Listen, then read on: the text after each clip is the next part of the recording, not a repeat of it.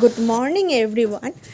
সকালবেলা উঠে ভাবছি মেয়েকে নিয়ে স্কুলে বেরোবো কি বেরোবো না, তাও ডিসিশন নিয়েই ফেললাম না বেরিয়েই যাই। মেয়ের আজকে আবার ঘুমটা ছাড়ছিল না একেবারেই, তাই তাকে একটুখানি আদর করে ভুলিয়ে ভালিয়ে স্কুলে নিয়ে বেরোলাম। সে আজকে আবার কোল ছাপতে চাইছে না, কেননা তার আজকে একদমই মনে হচ্ছিল স্কুলে যাওয়ার ইচ্ছা ছিল না। আর এইদিকে বাইরে বৃষ্টিটা হয়েই চলছে।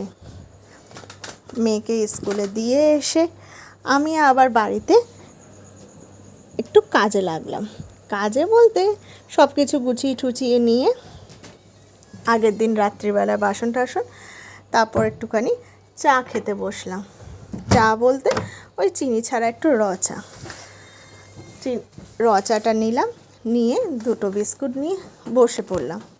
আজকে আবার হাতে প্রচুর কাজ ছিল, কেন সকাল সকাল শাশুড়ি ননদ এরা বাড়ি যাচ্ছে, তো তাদেরকে একটুখানি ছাড়ার জন্য এগিয়ে গেলাম। তাদেরকে ছেড়েই আবার বেরিয়ে পড়লাম মেয়েকে আনার জন্য। আজকে আবার একটু লেট হয়ে গিয়েছিল, কেননা বৃষ্টির ওয়েদার, তার মধ্যে ঘরের একটু কাজকর্ম সেরে মেয়েকে নিয়ে বেরিয়ে আসলাম।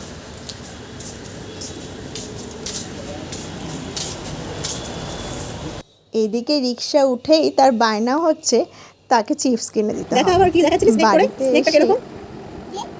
স্নেক হচ্ছে? তারপরে দুজনে মিলে একটু সেলফি তুললাম। এরপরে খেয়ে দিয়ে স্নান করে সে একটু খেলাধুলা করলো আমার মায়ের সাথে। তারপর তাকে ঘুম পাড়িয়ে দিয়ে আমিও একটুখানি ঘুমের ঘরে চলে গেলাম, কেন ওয়েদারটা আজকে খুব ঠান্ডা।